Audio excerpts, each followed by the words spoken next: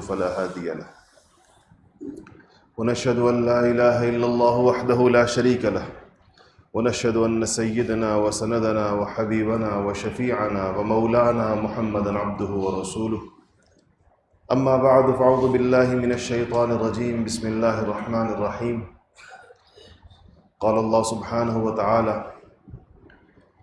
محمد رسول الله والذين معه أشداء على الكفار رحماء بينهم صدق اللہ العظیم. درود شریف پڑھیے.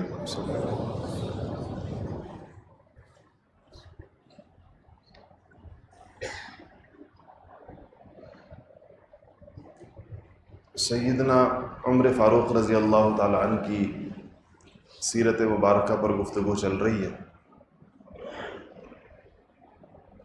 اور آپ کی سیرت اور پھر خاص طور پر آپ کا دور خلافت جو کافی طویل ہے، 12 برس ہیں تقریباً، بہت ہی زیادہ اہم ہے، کیونکہ وہ سیدنا ابوبکر صدیق رضی اللہ تعالیٰ عنہ کی خلافت کے مختصر عرصے کے بعد شروع ہو گیا تھا. فتوحات کے اعتبار سے اور اسلامی اداروں کی داغ بیل ڈالنے کے اعتبار سے بہت اہم ہے. لیکن ظاہر بات ہے کہ یہاں اگر میں ساری تفصیلات عرض کروں تو 1 سال شاید جمعے اگر اسی پر پڑھائے جاتے رہیں تب بھی سیدنا عمر فاروق رضی اللہ تعالیٰ عنہ کے زمانہ خلافت کا احاطہ شاید نہ ہو سکے. ایک ایک موضوع ایسا ہے، ایک ایک بات اس میں ایسی، اس کی تفصیلات. چونکہ خیال یہ تھا کہ 2-3 جمعوں میں ایک خلیفہ راشد کی زندگی پر بات پوری کر کے آگے جایا جائے، تو اس لیے اختصار کیا. آج جمعے پہ آنے سے پہلے میں جمعے کی تیاری کرتا ہوں، بات کی جو آپ کے سامنے رکھنی ہوتی، تو یہ بات نہیں سمجھ میں آ رہی تھی کہ اس میں سے کیا چیز اٹھائی جائے اور کیا چیز رکھی جائے. پوری جو تفصیلات موجود ہیں سیرت کی کتابوں میں، ہر چیز بڑی اہم لگتی، ہر چیز ایسی ہے کہ اس کو سامنے رکھا جائے، لوگوں کے علم میں آنی چاہیے. سیدنا عمر فاروق رضی اللہ تعالیٰ عنہ کی جو ہدایات ہیں وہ بڑی اہم ہیں، چاہے وہ عمال کو، گورنرز کو، اور چاہے وہ سپہ سالاروں کو، چاہے وہ اپنے مجاہدین کو، لڑنے والے فوجیوں کو،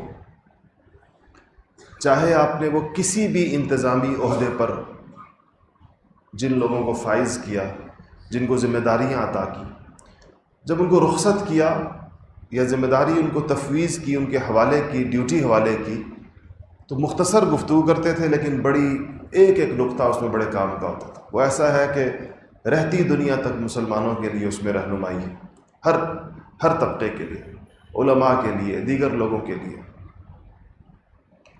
سیدنا عمر فاروق رضی اللہ تعالیٰ عنہ نے شورائیت کے نظام کی بڑی زبردست بنیاد ڈالی، اور آپ نے نوجوان علماء کو بھی اپنی شورا میں لیا. صحابہ میں سے وہ علماء جن کی فقہاء جن کی عمریں کم تھی اور جن کو صغار صحابہ کہتے ہیں، چھوٹے صحابہ کرام عمر کے اعتبار سے، جو رسول اللہ صلی اللہ علیہ وسلم کے زمانے میں جن کی عمریں کم تھی اور ان کی تربیت بڑے صحابہ کے ہاتھوں ہی ہوئی تھی، ان کو بھی آپ نے ان سے مشورے کیسے لیے، رائے کیسے لی. سیدنا عمر فاروق رضی اللہ تعالیٰ عنہ کے دور کے کچھ مارکے بہت مشہور ہیں. ان کے ساتھ بعض واقعات آپ نے سنے ہوں گے، لیکن یہ انسان کو یاد نہیں رہتا کہ یہ واقعہ کس مارکے سے متعلق ہے. مثلاً آپ نے حضرت سیدہ خنسا رضی اللہ تعالی عنہا کا ذکر سنا ہوگا، جن کے 4 بیٹے شہید ہوئے ایک مارکے میں. اور اسی طرح آپ نے ایک بہت مشہور صحابی حضرت سیدنا ابن عامر رضی اللہ تعالی عنہ کا ذکر سنا ہوگا، جو رستم کے دربار میں گئے تھے اور بڑے عجیب طریقے کے ساتھ انہوں نے اپنا موقف پیش کیا تھا. اسی طرح آپ نے ایک صحابی کا تذکرہ شاید سنا ہو، جن کو سپہ سالار نے قید کیا تھا ایک وجہ سے، اور انہوں نے جن کے پاس قید کیا گیا تھا ان سے رخصت لے کر جنگ میں حصہ لیا اور عجیب و غریب کارنامے انجام دیے. یہ سارے واقعات جو ہیں یہ معرکہ قادسیہ سے متعلق ہے. قادسیہ کی بہت مشہور جنگ جس میں مشہور ایرانی پہلوان رستم، جس کا نام آپ نے سنا ہوگا، آج بھی پہلوانوں کے ہاں رستم کا لقب اختیار کیا جاتا ہے. جو بڑے پہلوان ہوتے ہیں نا، اس کو کہتے ہیں رستم زماں. گاما تھا نا ہمارے پاکستان کا مشہور پہلوان تھا، اس کا لقب لوگ کہتے تھے رستم زماں، کے زمانے کا رستم. تو یہ رستم اس مقابلے میں آیا تھا، یہ فارس کی فتح کا. اصل میں عراق کی طرف سے فتوحات سیدنا عمر فاروق رضی اللہ تعالیٰ عنہ کے زمانے میں ہوئی ہیں، اور عراق کے بعد فارس کا نمبر آیا ہے. اور یہ فارس جو تھا یہ اس موجودہ دور کے ایران سے بہت زیادہ بڑا ملک تھا، بہت بڑی ریاست تھی. اور نبی کریم صلی اللہ علیہ وسلم کے زمانے کی جو دو مشہور عالمی طاقتیں تھیں، ان میں سے ایک فارس تھا جس کے بادشاہ کو کسریٰ کہا جاتا تھا. یہ مجوس تھے، آتش پرست تھے. اور دوسرے جو تھے وہ رومی تھے، جن کے بادشاہ کو قیصر کہتے تھے. قیصر کا ٹائٹل ہوتا تھا. بادشاہوں کے نام تو اپنے ہوتے تھے لیکن یہ اس لقب کے ساتھ تخت پر بیٹھتے تھے. تو ان کا لقب ہوتا تھا کہ ہر رومی بادشاہ جو ہے وہ قیصر کے لقب کے ساتھ آتا تھا، اور ہر فارسی بادشاہ جو تھا، ایرانی بادشاہ جو ہوتا تھا، وہ کسریٰ کے لقب کے ساتھ آتا تھا. تو یہ ان عالمی طاقتوں کے غرور کو سیدنا عمر فاروق رضی اللہ تعالیٰ عنہ کے زمانے میں خاک میں ملایا گیا. باقی سے آگے بڑھتے ہوئے آج میں معرکہ قادسیہ کے اوپر کچھ باتیں، چونکہ عمر فاروق رضی اللہ تعالیٰ عنہ کی سیرت کے ساتھ اس کا بہت خاص تعلق ہے. فاتح عراق و مصر سیدنا سعد بن ابی وقاص تھے، اور ان کی عمارت تھی. یہی عمارت آگے چلی. سیدنا عمر فاروق رضی اللہ تعالیٰ عنہ کو جب عراق کی فتوحات شروع ہوئیں، چونکہ فارس قریب تھا، تو آپ کو اطلاع ملی کہ کسریٰ نے،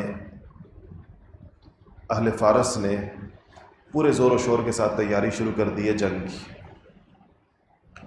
اور اپنی حفاظت بھی کرنا چاہتے ہیں اور مسلمانوں کو بھی بالکل جڑ سے اکھاڑ پھینکنا چاہتے ہیں. فوجی طاقت بے شمار تھی کسریٰ کی. لاکھوں فوجی وہ بیک وقت ایک ہی جگہ میدان میں اتارنے کی صلاحیت رکھتا تھا. اتنی بڑی تعداد میں فوج کسی کے پاس بھی نہیں تھی جو کسریٰ کے پاس تھی اس وقت دنیا کے اندر. تو سیدنا عمر فاروق رضی اللہ تعالیٰ عنہ نے اپنے لشکر کو تیاری کا حکم دیا اور بڑے لشکر کی تیاری کا فیصلہ فرمایا. تو بہت جگہوں پر پیغامات بھیجے کہ مسلمان تیاری کرے، اور ایک ضروری آرڈر جس میں ہر مرد کو جہاد کے لیے جانا لازمی ہوگا، یہ عمر فاروق رضی اللہ تعالیٰ نے پہلی دفعہ جاری کیا تھا، جس کو آج کل جبری بھرتی کہتے ہیں. لازماً جانا پڑے گا، اختیار نہ ہو جس کے اندر انسان کے پاس. تو آپ نے فرمایا کہ قبائل کے سرداروں کو پیغام بھیجا تھا کہ جو نوجوان لڑنے کی صلاحیت رکھتے ہیں، معذور نہیں ہیں، بیمار نہیں ہیں، معذور نہیں ہیں، ان کو جہاد کے لیے آمادہ کیا جائے، خواہ وہ اس کے اوپر راضی ہوں یا راضی نہ ہوں، چاہے ان کا دل چاہے یا نہ چاہے. نفیر عام ہے، اس میں نکلنا ہوتا ہے. جب نفیر عام امیر کی طرف ہو جائے تو اس کے نہ نکلنے پر گناہ ہوتا ہے. اور یہ نفیر عام کے شرعی احکامات یہ کہ اس میں والدین کی اجازت بھی ضروری نہیں ہوتی. حتیٰ کہ اگر امیر عورتوں کو نکلنے کا حکم دے تو عورتوں کے لیے شوہروں سے اجازت لینا ضروری نہیں ہوگی اگر ضرورت پڑے تو. آپ نے یہ فوج تیار کی. اس کے بعد یہ ہوا کہ قیادت کون کرے. حسب عادت آپ نے مسلمانوں کے امور چونکہ مشورے سے طے ہوتے ہیں تو مسجد میں آواز لگا دی گئی، مسجد نبی میں الصلاۃ جامعہ. یہ مشورے کے لیے مسلمانوں کو اکٹھا کرنے کی ایک ترتیب ہوا کرتی تھی. تو جب آواز لگی اور لوگ اکٹھے ہوئے تو آپ نے کہا کہ معرکہ قادسیہ کی اہمیت کا تقاضا یہ ہے، کفر و اسلام کے اس اہم ترین جنگ کی اہمیت کا تقاضا یہ ہے کہ اس معرکے کی قیادت میں خود کروں. یہاں سے آپ مسلمانوں کے مزاج کا اندازہ لگائیں گے کیا رہا ہے۔ تو بیشتر صحابہ نے تائید فرمائی، کہا ٹھیک ہے آپ خود قیادت کریں اس کی، سوائے سیدنا عبد الرحمن ابن عوف رضی اللہ تعالیٰ عنہ۔ تو حضرت عبد الرحمن ابن عوف نے فرمایا کہ میں سمجھتا ہوں کہ اس وقت ہم کسریٰ کے علاوہ جہاں جہاں جہاد میں مصروف ہیں ان ساری جگہوں کے اوپر ہمارے فوجیوں کے مورائل کا تقاضا یہ ہے کہ آپ کسی ایک مارکے میں یوں خود نہ جائیں، بلکہ آپ مدینہ میں رہتے ہوئے تمام مارکوں کی قیادت اور تمام مارکوں کی رہنمائی آپ کریں۔ اور اس پر باقی صحابہ نے عبد الرحمن ابن عوف رضی اللہ تعالیٰ عنہ، یہ بڑے سمجھدار ترین عشرہ مبشرہ میں سے تھے عبد الرحمن ابن عوف۔ حضرت عمر رضی اللہ تعالیٰ عنہ نے اپنی آخری دنوں کے اندر جو 6 لوگوں کی کمیٹی بنائی تھی اپنے تیسرے خلیفہ کے انتخاب کے لیے، خلیفہ ثالث کے لیے، اس میں بالآخر جو پورا آئے گا اپنی جگہ پر، آخر میں بتاؤں گا اس کے بارے میں انشاءاللہ، اس میں بالآخر فیصلہ عبد الرحمن ابن عوف ہی نے فرمایا تھا عثمان غنی رضی اللہ تعالیٰ عنہ کی خلافت۔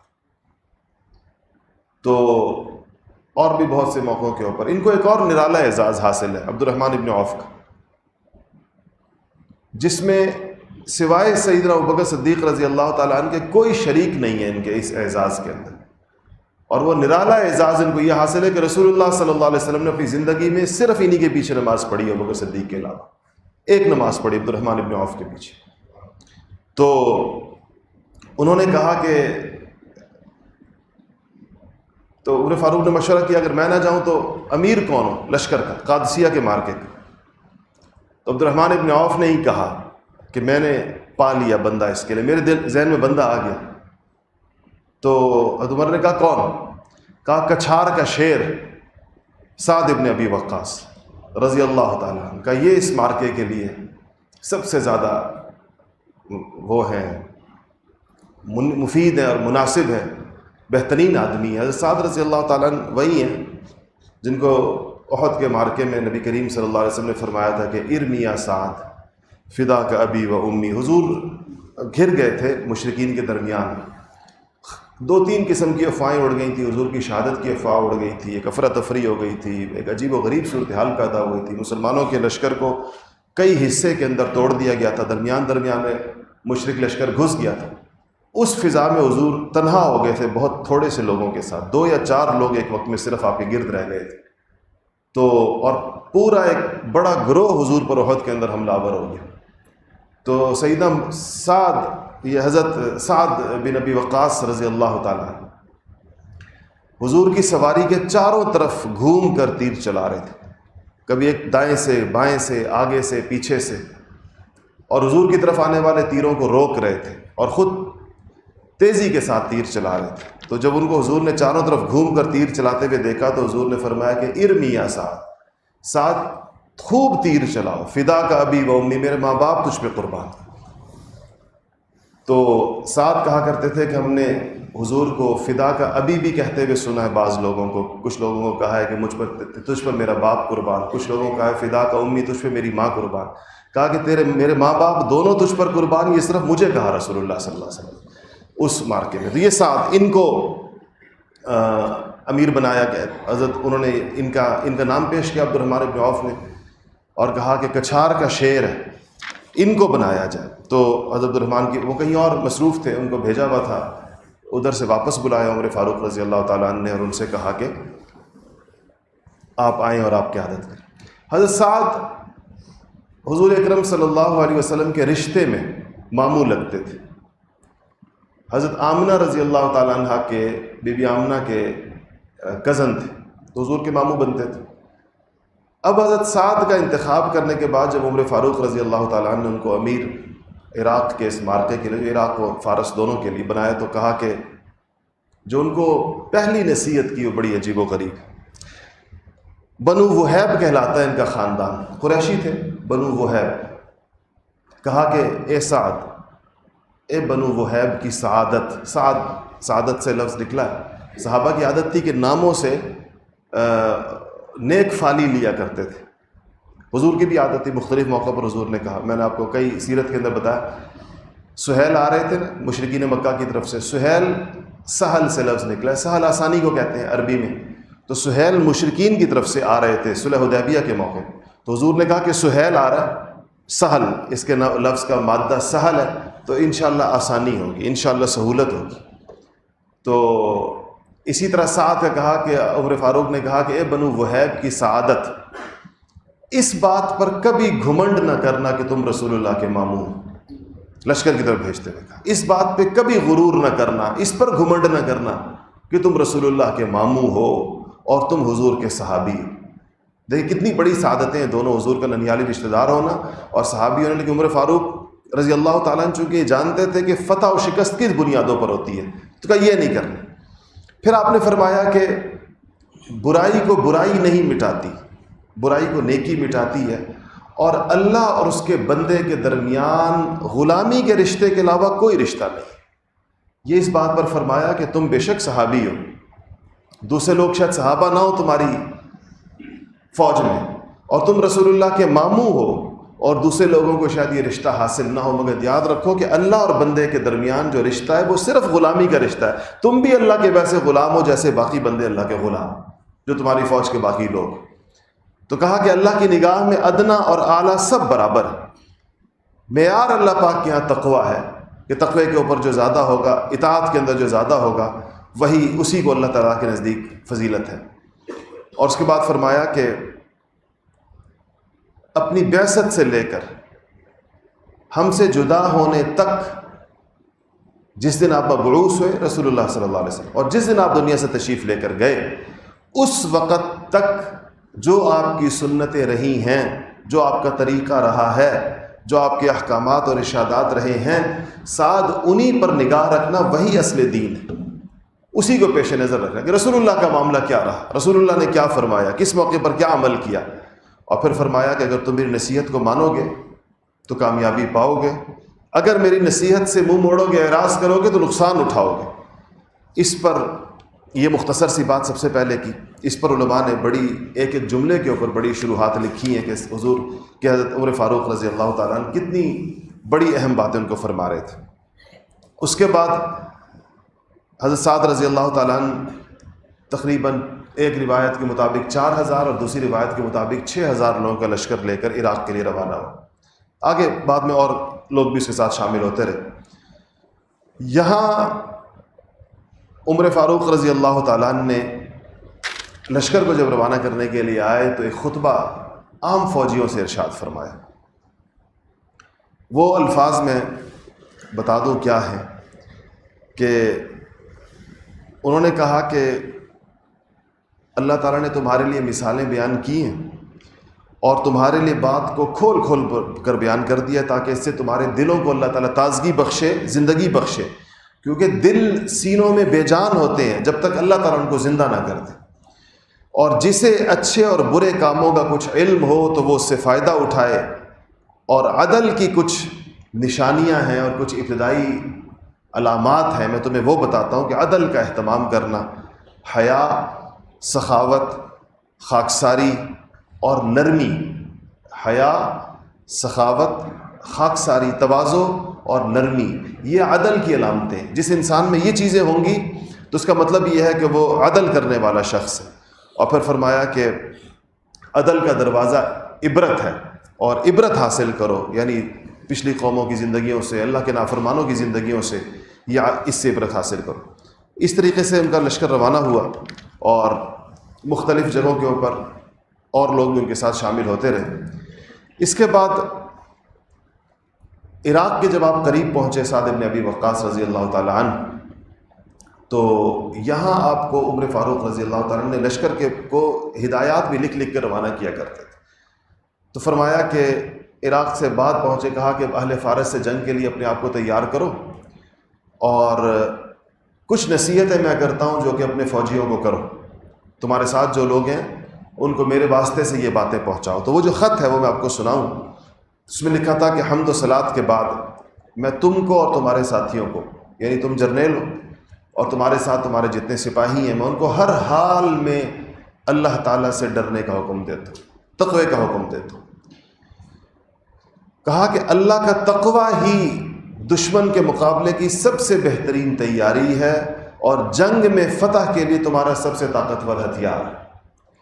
تمہیں اور تمہارے ساتھیوں کو میرا یہ حکم ہے کہ تم اور تمہارے فوجی دشمن سے جتنا چوکنا رہنا چاہیے اس سے زیادہ گناہوں سے بچنے کی کوشش کریں، کیونکہ فوج کو دشمن سے اتنا نقصان نہیں پہنچتا جتنا خود اپنے گناہوں سے پہنچتا ہے۔ مسلمانوں کی فتح کا راز یہ، اصل میں یہ عام دنیا کے اصول اور مسلمانوں کے اصول میں فرق بیان، اسی بنیاد پر تھوڑے لوگ زیادہ کے لیے کافی ہوتے ہیں۔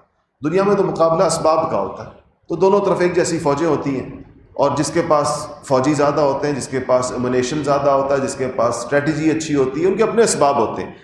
سیدنا عمر فاروق رضی اللہ تعالیٰ عنہ بتا رہے ہیں کہ جو چند ہزار کو ہم نے چند لاکھ سے لڑوانا ہے، چند ہزار لاکھوں سے جو لڑیں گے اس میں ہمارے ہتھیار کیا؟ ان لاکھوں کے پاس تلواریں بھی زیادہ ہوں گی، ان کے پاس زرہیں بھی زیادہ ہوں گی، ہاتھی بھی ہوں گے جو کہ عربوں نے کبھی دیکھے ہی نہیں تھے کہ ہاتھی کیا چیز ہے۔ وہ تو ابرہہ ایک دفعہ لایا تھا، اس کے بعد تو عربوں نے ہاتھی کبھی دیکھا نہیں، اور ان فوجوں کے اندر سینکڑوں کی تعداد میں رستم ہاتھی لے کر آئے گا اور عجیب و غریب اسلحہ لے کر آئے گا جن لوگوں نے دیکھا بھی نہیں ہوگا۔ ادھر سے چند ہزار لوگ ہوں گے، ان کا پھر ہتھیار کیا چیزیں ہوں گی کہ یہ چند ہزار، جو قرآن میں آیا کم من فئۃ قلیلۃ غلبت فئۃ کثیرہ، اللہ نے کہا کیسے میں چھوٹے چھوٹے لشکروں کو بڑی بڑی فوجوں کے اوپر فتح عطا، بڑے بڑے مارکوں کے اندر میں ان کو غالب کر دیتا ہوں۔ تو عمر فاروق رضی اللہ تعالیٰ نے فرمایا کہ تم کو اور تمہارے ساتھیوں کو، یعنی ساتھ تمہیں اور تمہارے ایک ایک سپاہی کو میرا حکم یہ ہے کہ تم اور تمہارے فوجی دشمن سے جتنا چوکنا رہیں اس سے زیادہ اپنے گناہوں سے بچنے کی کوشش کریں، کیونکہ فوج کو دشمن سے اتنا نقصان نہیں پہنچتا جتنا خود اپنے گناہوں سے پہنچتا ہے۔ مسلمانوں کی فتح کا راز یہ ہے کہ ان کا دشمن معاصی میں گرفتار ہے۔ کہا مسلمان، کتنی عجیب جملہ ہے کہ مسلمان کی فتح کا راز یہ ہے کہ اس کا دشمن معاصی میں گرفتار ہے، یعنی لڑائی سے پہلے ہی آپ کو ایک ایج حاصل ہے، اور وہ یہ کہ آپ اللہ کے بندے اور گناہوں سے آزاد، اور وہ اللہ کا باغی اور گناہوں میں گرفتار ہے۔ یہ پہلی سچویشن یہ ہے، اس سچویشن کے ساتھ آپ نے میدان میں جانا ہے۔ اگر دونوں طرف اللہ کے گناہ گار ہوں، دونوں طرف ہی معاصی میں مبتلا لوگ ہوں، دونوں طرف ایک ہی جیسے ایمانی حالت کے لوگ ہوں، تو ظاہر بات ہے کہ وہاں تو اللہ کی قدرتیں تو اس جنگ کے اندر پہ داخل نہیں ہوتی۔ اور کہا کہ اگر ایسا نہ ہو تو دشمن پر ہمارا قابو چل نہیں سکے گا، یعنی اگر ہم لوگ دشمن کے اوپر ہمیں ایک ایمانی برتری حاصل نہ ہو، اخلاقی برتری حاصل نہ ہو، عدل کی برتری حاصل نہ ہو، تو پھر ہمارا داؤ نہیں چلے گا، کیونکہ ہماری تعداد ان سے کم ہے۔ یہ عمر فاروق ہے کہ تمہیں یہ بات یاد رہے، تمہاری تعداد کم ہے، اور کم بھی ایسی کم نہیں کہ کوئی 1 لاکھ کے مقابلے کے اندر 90,000 ہے اور کوئی 1 لاکھ کے مقابلے میں 80,000 ہے، کوئی موازنہ ہی نہیں ہے آپس کے اندر۔ تو کہا ہماری تعداد ان سے کم ہے، ہمارے ہتھیار ان کے ہتھیاروں سے گھٹیا ہیں، کم قیمت ہیں، اور اگر معاصی میں یعنی گناہوں میں ہم دشمن کے برابر ہوں تو قوت کے اندر وہ ہم سے بڑھ جائیں گے۔ کہا کہ اگر گناہوں کے اندر ہم اپنے دشمن کے برابر ہوں تو پھر ان کی قوت بڑھ جائے گی، قوت زیادہ ہو جائے گی، اور اگر ہم اپنی اچھی صفات سے ان پر غلبہ پا نہ سکیں تو اپنی فوجی طاقت سے ہم ان پر غلبہ نہیں پا سکتے۔ جب تعداد کم ہے اور ہتھیار بھی کم ہے تو اب ہمارے پاس جو تیسری چیز رہ جاتی ہے وہ اچھی صفات ہیں، کہ اگر اچھی صفات کے ذریعے ہم ان کے اوپر غلبہ پا نہ سکے تو ہم پھر کسی اور ذریعے سے پا نہیں سکیں گے۔ یاد رہے تمہارے ساتھ اللہ کی طرف سے ایسے فرشتے مامور ہیں، عمر فاروق نے کہا تمہارے ساتھ اللہ کی طرف سے ایسے فرشتے مامور ہیں جو تمہارے چال چلن پر نظر رکھتے ہیں، انہیں تمہارے ہر عمل کا علم ہوتا ہے۔ ان فرشتوں سے غیرت کرو، حیا کرو، ان فرشتوں سے حیا کرو جو اللہ کی طرف سے تمہارے ساتھ آئے ہیں، اور معاصی سے بچتے رہو، یعنی گناہوں سے بچتے رہو۔ یہ نہ کہو کہ دشمن چونکہ ہم سے برا ہے اس لیے کبھی ہم پر فتح نہیں پا سکے گا، کیونکہ کبھی کبھی ایسا ہوتا ہے کہ کسی قوم پر اس سے زیادہ بری قوم غالب آ جاتی ہے، تو یہ بھی سنت اللہ ہے، اللہ کم بروں کے اوپر زیادہ بروں کو غالب کر دیتے ہیں۔ جس طرح بنو اسرائیل نے گناہوں سے اللہ کو ناراض کیا تو آگ کو پوجنے والے پارسی ان کے اوپر غالب آ گئے، عمر فاروق کا خط، اور ان کے گھروں کو تہ و بالا کر دیا۔ یعنی بنو اسرائیل اہل ایمان تھے، موسیٰ پر ایمان لائے ہوئے تھے، لیکن چونکہ گناہوں سے اللہ کو ناراض کر دیا تو اللہ پاک نے آتش پرستوں کو ان کے اوپر غالب کر کے ان کے گھروں کو تاخت و تاراج کر دیا، ان کے ذریعے تباہ و برباد کر دیا ان کے ذریعے سے۔ تو اللہ کا وعدہ پورا ہو کر رہتا ہے. گناہوں سے بچنے کی دعا اللہ سے مانگو جس طرح دشمن پر فتح پانے کی دعا مانگتے ہو. کہتے ہیں جس درد دل کے ساتھ اور جس اہمیت کے ساتھ تم دشمن پہ فتح کی دعائیں مانگتے ہو، ایسے ہی گناہوں سے بچنے کی دعا بھی مانگو اللہ سے. میں تمہارے لیے بھی اور اپنے لیے بھی اللہ تعالیٰ سے دعا مانگتا ہوں. اور کوچ کے دوران فوج کے ساتھ مہربانی سے پیش آؤ. اب یہ تو بات ہوگی پہلی تقوی کی اور ہدایت ہوگی. اب کچھ انتظامی ہدایات دے رہے ہیں عمر فاروق. کہا کہ فوج کے ساتھ مہربانی سے پیش آؤ، انہیں اتنا نہ چلاؤ کہ وہ تھک جائیں، اور آرام اور پر آرام جگہ پر ٹھہرنے سے ان کو نہ روکو. مطلب اگر تم مسلسل سفر کر رہے ہو دھوپ کے اندر، کوئی سائے کی جگہ آ جاتی ہے، کوئی چشمہ آ جاتا ہے، کوئی پانی آ جاتا ہے، فوج وہاں آرام کرنا چاہتی ہے تو انہیں مت روکو اس آرام کرنے سے. ان کی طاقت سے زیادہ بوجھ ان کے اوپر مت ڈالو، ان کو اس طرح نہ تھکاؤ کہ مشکل ہو جائے ان کے لیے. اور کہا کہ اور جب وہ دشمن سے مقابل ہوں تو ان کو توانائی بحال کرنے کا موقع دو. جب دشمن سامنے آ جائے تو تھکی ہوئی فوج کو نہ لڑاؤ. جو چل چل کر آئی ہے اور انتہائی تھکی ہوئی ہے، اس کو اپنی توانائی بحال کرنے کا موقع دو، اتنا ٹائم دو کہ وہ تیاری کر لیں بھرپور قسم کی. وہ ایک ایسے دشمن سے لڑنے جا رہے ہیں جو اپنے گھر میں ہیں. فرمایا دیکھو عمر فاروق کی آپ فراست اور دیکھیں، کہا فارسی اپنے گھر کے اندر ہے، انہوں نے سفر نہیں کیا. تم نے سفر کیا ہے حجاز سے لے کر ایران تک کا، یہ تم نے سارے رستے کے صحرات طے کیے ہیں، تم نے اتنے لمبے پہاڑ اور اتنے لمبے دریاؤں کو تم نے رستے کے اندر قطع کیا ہے. تمہاری فوج تھکی ہوئی ہے، ان کی فوج تازہ دم ہے، وہ اپنے گھر کے اندر ہے. تو فرمایا کہ وہ ان کو وہ ایک ایسے دشمن سے تمہاری فوج لڑنے جا رہی ہے جو اپنے گھر میں ہے، ان کے سپاہی اور جانور دونوں تازہ دم ہیں. دوران کوچ ہر جمعہ ایک دن یعنی ہر ہفتے کے بعد ایک دن اور ایک رات کا قیام کرو.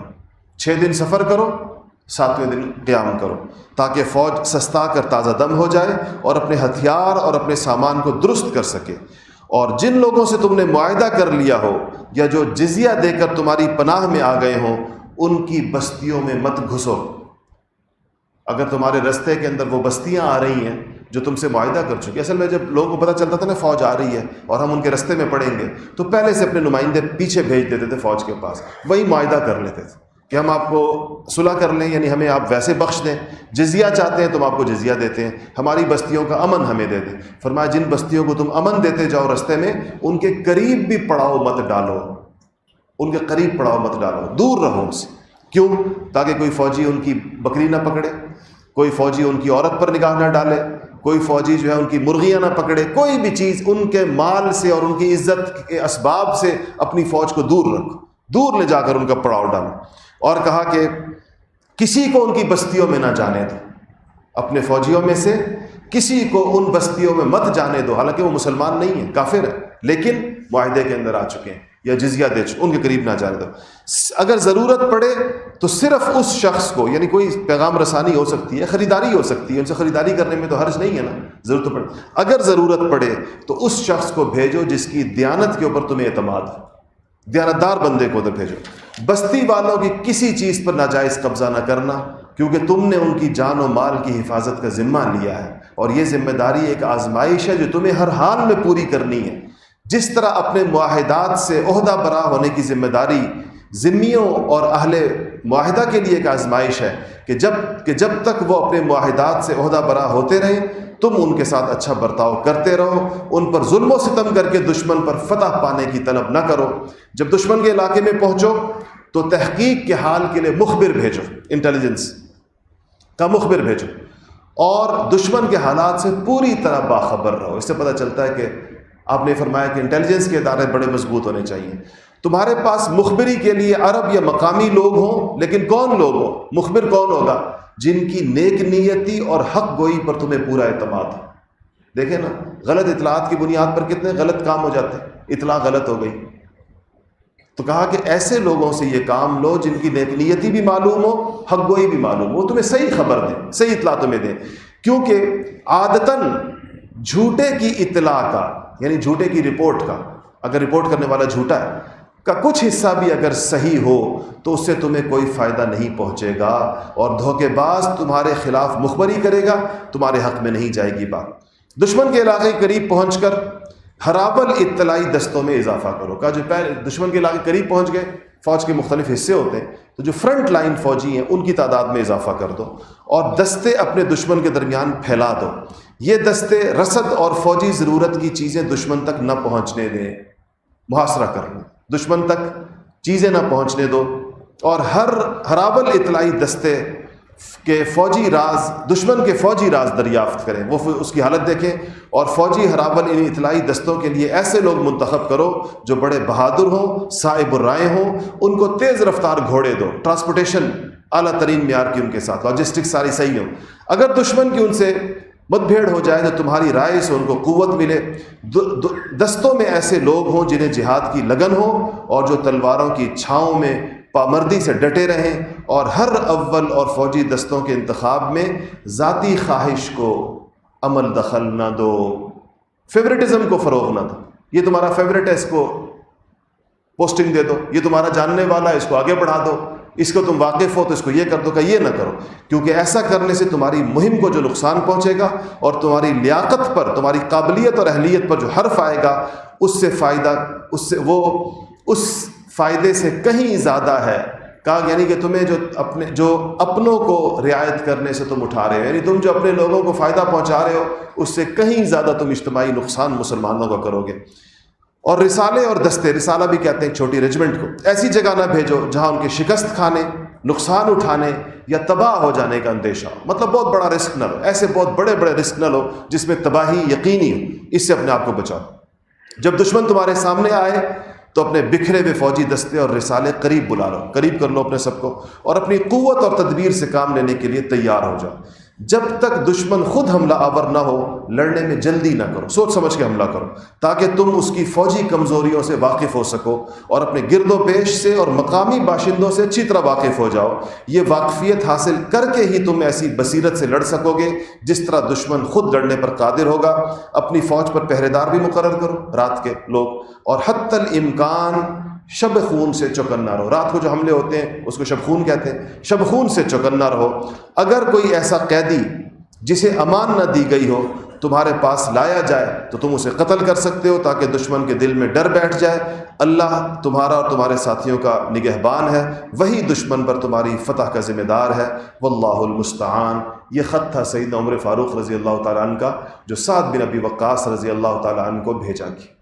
آپ اس سے اندازہ لگائیں کہ یہ مدینہ منورہ میں بیٹھ کر عمر فاروق رضی اللہ تعالیٰ عنہ کا اس زمانے میں, جبکہ اطلاعات کا یہ نظام نہیں تھا, اس زمانے میں خط کس طریقے کے ساتھ جاتا ہوگا, اور کیسے اللہ تعالیٰ نے اگر ان ہدایات کے اوپر عمل کرتے ہوئے ہی اصل جو چیز. اس کے بعد اس سے علماء نے بہت سارے اصول نکالے. آج کا وقت تقریباً ختم ہو گیا کہ اس پر کیا. اس کے بعد حساد ابن وقاص رضی اللہ تعالیٰ عنہ نے کی طرف ایک اور خط بھی عمر فاروق رضی اللہ تعالیٰ نے بھیجا ہے. وقتاً فوقتاً یہ خطوط ان کو وہاں پر ملتے رہے ہیں. ایک بات پر اس بات کو ختم کرتا ہوں, اور وہ یہ تھا, آج کی بات کو اس آگے چلے گی انشاءاللہ بات. وہ میں نے کہا ایک صحابی ابن عامر رضی اللہ تعالیٰ عنہ کا ذکر آتا. ابن عامر کو بھیجا امیر نے کہ جائیں اور جا کر ان سے, جسے عمر فاروق نے کہا تھا کہ پہلے جا کر دعوت دے دینا, اگر مسلمان ہوتے ہیں تو ٹھیک ہے. رستم نے کہا کہ اپنا بندہ بھیجے, ہم بات کرتے ہیں.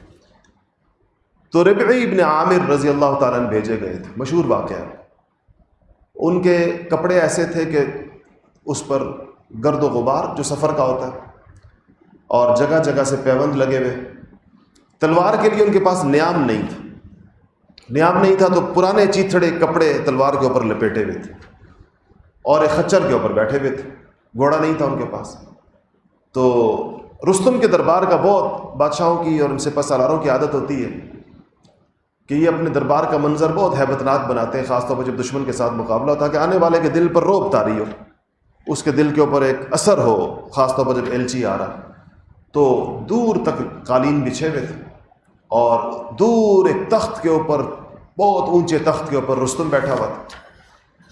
دربار میں شیر اور چیتے اور ہاتھی اور یہ درندے بھی رکھے ہوئے تھے, اور سینکڑوں ہزاروں باڈی گارڈز تھے. سب کی تلواریں چمک رہی تھیں, زرہیں انہوں نے ایسی پہنی تھی, سورج کی روشنی پر پڑتی تھی تو آنکھیں چل آتی تھی, اور ایک جو ہیبت کے مناظر ممکن تھے سارے اکٹھے تھے. یہ تنہا ابن عامر رضی اللہ تعالیٰ, ایک اکیلے. تو یہ تو صحرائی آدمی تھے, مرد صحرائی تھے, انہیں تو پتہ ہی نہیں تھا کہ ان کے یہاں فارسیوں کے ادب آداب کیا ہوتے ہیں. تو تو یہ اپنے خچر سمیت ان کے قالینوں کو رونتے ہوئے جا رہے ہیں بڑے مزے سے، حالانکہ اس قالین جہاں سے شروع ہوتے تھے وہاں جوتے اتارے جاتے تھے، وہ خچر سمیت قالین کے اوپر چڑھ گئے، چلتے چلتے چلتے چلتے چلتے وہ حیران ہے کہ یہ کیا جانور سواری دیکھو، اس کے لباس دیکھو، تلوار دیکھو، نیام تک تو اس کے پاس ہے نہیں۔ تو کہا کہ وہاں پہنچے اور جا کر دیکھا تو سواری کو باندھنے کے لیے کوئی چیز نہیں تھی، تو ادھر جو بہت عالیشان شاہی گاؤ تکیے لگے تھے ان کے لمبے لمبے آگے وہ جو کونے میں ہوتا ہے اسی سے اپنے خچر کو باندھ دیا وہیں پر، اور اس کے بعد کھڑے ہو گئے سیدھے بالکل باوقار خود اعتماد۔ تو رستم پر عجیب کیفیت آئی، اللہ تعالیٰ رعب ہے، اللہ کی طرف سے عطا ہوتا ہے۔ اب لاکھوں سینکڑوں ہزاروں لوگ اس کے پاس موجود ہیں، ہزاروں تلواریں اس کے پاس موجود ہیں، درندے اس نے ڈرانے کے لیے دربار میں کھڑے کیے ہیں، یہ تنے تنہا چیتھڑوں کے اندر ملبوس رسول اللہ کا غلام۔ تو کہتے ہیں تو کس لیے آئے؟ رستم نے کہا، عجیب جملہ کہا، لنخرج العباد من عبادت العباد الى عبادت رب العباد، کہا ہم لوگوں کو انسانوں کی غلامی سے نکال کر رب العالمین کی غلامی میں لانے کے لیے لے کر آئے، یہ ہمارا مقصد ہے یہاں پر آنے کا، اور لوگوں کو دنیا کی تنگیوں سے نکال کر جنت کی وسعتوں کا پتہ دینے کے لیے آئے جو دنیا کے اندر اپنی زندگی گزار رہے۔ کہتے ہیں کہ خاموشی چھا گئی پوری دربار، کوئی ایسے جیسے پن ڈراپ سائلنس جسے کہتے ہیں، کوئی بندہ چوں نہ کر سکے، اور رستم کی آواز اس کے حلق کے اندر پھنس گئی۔ ان کے جانے کے بعد اپنے لوگوں سے کہنے لگے یہ کیسے لوگ ہیں، یہ کیا، یہ کوئی نہیں، گویا کہہ رہا یہ کون سی مخلوق ہے، یہ کیسے لوگ ہیں۔ اور اس کو اس بات سے سمجھدار بہت تھا، اسے سوچا یہ ایک شخص کا یہ عالم ہے، جب اس طرح کے ہزاروں کے ساتھ ہمارا مارکا ہوگا تو اس وقت کیا ہوگا، جب اس طرح کے جو یہ تو ایک نمونہ۔ تو اس کے بعد اس سے پوچھا کیا تم مسلمانوں کے سردار ہو؟ حضرت ابن عامر سے پوچھا رستم نے کہ تمہیں جو بھیجا ہے، انہوں نے کہا ہم میں سے ہر شخص دوسرے کا نگہبان ہے، میں ایک عام سپاہی ہوں اس لشکر کا، میرے امیر نے مجھے نمائندہ بنا کے بھیجا ہے تو مجھے اب سردار سمجھو اس وقت۔ اس پر بھی بڑا حیران ہوا کہ ان کا کہتے میں تو سپاہی ہوں ایک عام، ہمارے لشکر۔ تو اسے سوچا اس کا مطلب ہے کہ پوری فوج ہی اسی طرح کے لوگوں پر مشتمل ہے، جس کا ایک نمونہ یہاں میرے پاس آیا ہے۔ قادسیہ کی جنگ کی شکست کا آغاز ربی ابن عامر کی اس تقریر کے ساتھ اسی میدان سے شروع ہو گیا۔ اگلی تفصیل انشاءاللہ اگلے جمعے، وآخر دعوانا الحمدللہ رب العالمین۔